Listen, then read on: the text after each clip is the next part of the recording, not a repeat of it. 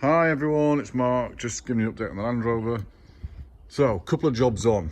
I've started flattening the paint on the bonnet, and we can see probably about there, what the bonnet looks like when it's brushed. I mean, that's been sanded a tiny bit, but that's what the brush marks look like close up. Now you can't see it, I don't know, 6 feet away, but you can see it when it's close up. So there's close up, and then I've started to flatten it down here. That's a bit of extra paint because I burnt through it there.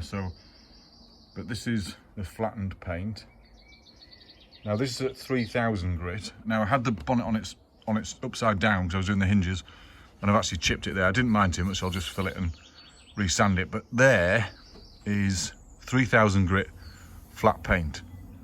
Now I've burnt through it a couple of times. I've burnt through it up here, so I've had to put some more paint in, and also I've got this chip here. But that is about 3000 grit smooth flat paint. Now, so that will shine up like a nice new car because it's 3000 grit flat paint. If we go up there, that's sanded, but you can see the brush marks still, and that's the original brush marks from the it's not called layaway paint. What's it called? It's called it's actually boat paint, barge paint. I can't remember what it's called now, but it's long dry. Oh, that's it, long dry paint. That's what it is. So you do get brush marks on it. That's it sanded, so you can see the brush marks even more. And then that's it nice and flat. It's not shiny yet because I've not shined it, but that will come up just nicely at 3000 grit. So that's one job we started yesterday. Now this is a 32-year-old bonnet, so I'm not bothered if it messes up or anything. I'll just put a new one on and spray the thing. So I'm just having a bit of an experiment with that. And then I've tidied up the vents some more. So we've got sealed vents on the Landrover now. They're now painted, and the window wipers have been painted, the window wiper arms. We'll tidy it up a little bit more. It's not finished yet, but at least it's green, and that'll save the bulkhead for about another 2 years before it goes through. Then I'll have to start the bulkhead job. So I've sprayed the steps again, just to keep them clean. And what I've done is I've painted the checker plate. I've painted it green because I think it looks better. I'll come slightly away. I think it looks better green than it did black. So there's it green. There's one on the back about, oops, in the wrong place, about there. And then there's this stripe along here, which is green now. And it was black. So what I'm thinking of doing is painting the front checker plate in green as well. I just think, because that black paint doesn't look very good. I'll go up close so you can see it. Because it comes off. This is it coming off, look. And it starts to get this dirt inside all of here. It just doesn't, it just looks old and scruffy. It's a bit battered. It's not very nice at all. So I might paint this green as well, and then the checker plate on the bonnet as well. Because at the moment, I mean, that's only one coat, and it's brush painted.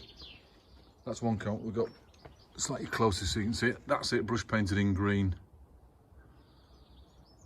along there. So it's not a bad job. I mean, it's probably ancient checker plate, to be fair. So not too bad a job there, I don't think. Then we got the back. Another job that I did was hopefully I've put cleats on here, rope cleats, to hold that down, and that's looking pretty good now. It's taut, it's shrunk a little bit, and it's fairly taut, and it's held down by these rope cleats, which are pop riveted on the side. These will go green. Well, I'll paint them green eventually. But on a Land Rover, there's 3 of them on the side, and then of course there's another rope cleat goes here to hold this corner down, because this corner will move up, you know, it'll flap about when you're driving. So this one, let's say, where is it? There. Should be there. Now, it's not the same type of rope cleat, because if I put one of these on the back, it'll look a little bit odd. So on the back, we'll put these U-shaped cleats. So we've got one for there, and then one for that corner, and that should look pretty good. Pretty vintage, I think. Pretty vintage. So the other job I did was I did the spare wheel. We painted that green so it matches the rest of the truck. And what I've done here is, I noticed this when I did it before, is because these are steel and the wheel nuts are steel, then what happens is the rust runs into the threads and then runs down the nut and down your wheel. So you get these lines of rust down your wheel. And I noticed that on the black wheel. So I knew I was going to paint it green anyway. Excuse me. And so what I've done is put copper grease on the nut there and on the threads, all the way along the threads, and then I've painted the wheel nut so it keeps away the It keeps away the rust lines, and then I've lock wired them on. Now these aren't, it's not holding an aircraft wing on, it's not supposed to, it's just to keep them from rotating, you know, and coming undone as you bounce along and drive along. So it doesn't have to be perfect lock wiring. Although I might do it perfect, I might, I might do it perfect because it's a little bit, tiny bit loose. See, that's a tiny bit loose. It's just to hold the thread, the nut there. They're not mega tight or anything. And they're also held in spring wash. This is, the tyre's acting as a spring washer almost, because they're butted against the, you know, the back panel. So this is almost a spring washer holding these on. So they're not going to come off, I don't think. But we'll see when we drive it 20, 30 miles and see. The next job I did was this one, which is the grab handles on the back. And it's weird that these are actually harder than they look. It's only what, 4 bolts on that side and then 4 bolts on that side, but blimey almighty, getting your fingers on the back of them, because on the cross member there's this is a channel, and then inside here is another channel, another plate. So getting your fingers behind here and on the back of these blooming things, I mean, that one's easy. I can actually get my finger on the back of there. That one's not too bad. These are a bit of a pig. So expect to get a couple of cut fingers doing them. But they're on now. They've got stainless steel bolts in with a bit of copper grease on the thread to stop them seizing up, and done. So that's that job done as well. And of course my light went on, so I put my searchlight on. That's a bit of a vintage searchlight. Now it came in white, so I've had to spray it black because it looks right with the Landrover. Held on with 2 bolts up there at the top, look.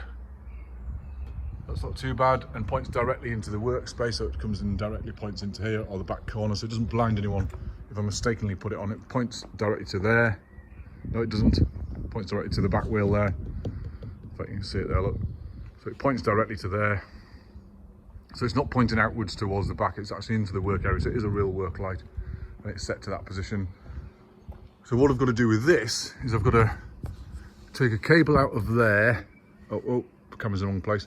Take a cable out of there, and then run it through into the back of the cab, and then take it down the back, inside, and take it to a switch, which is going to be on that dash there, which I've painted green as well. So that's the jobs. And also I've got rid of all the excess paint marks on here because I had a bit of overspray thing in there. I should have taken the rubber off when I painted them, but never mind. So I've taken that off as well. Bonnet hinges are done, so bonnet hinges are now secure and fitted, and I put new hinges in here with copper grease on them so they don't seize up. So they're done. So we're actually looking pretty good. It's not too bad at all. Done the checker plate on this side as well, on the back, on the bottom there, and on the bottom of there.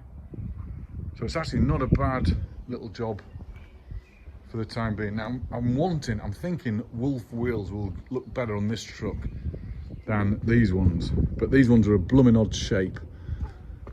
I mean size, sorry. So let's have a look. These are 31s by 10.5 or 10.5 PL R15s LT. What size is that? I haven't got a clue, because Land Rover size wheels are normally 285, 85, 16s or something, but these are really odd sizes. It's obviously a 15-inch wheel, not a 16-inch.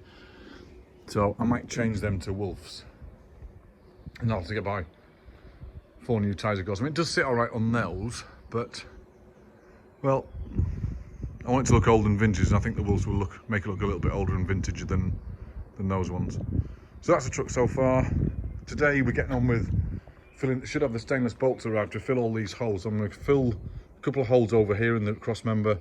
These 4 I'll fill in with stainless, and these 2 up here, or 3 up there, I'll fill in with stainless, and then I might move that light to the same position as the other one, because I put them in the original holes, but it had, so this fog light here and this reverse light, these had the old square ones on, and I've changed them for LED ones, round ones, and of course they're in a different place now, so they don't quite match. The distances don't quite match, so I might change these. I think I'm going to move that reverse light over so it matches that side. In fact, yeah, I've just decided that. I'll measure them better against those indicator lights and then put them in the right place. So I'll be moving them today and then filling the cross member holes in. So that's Mark. Hope you enjoyed the video.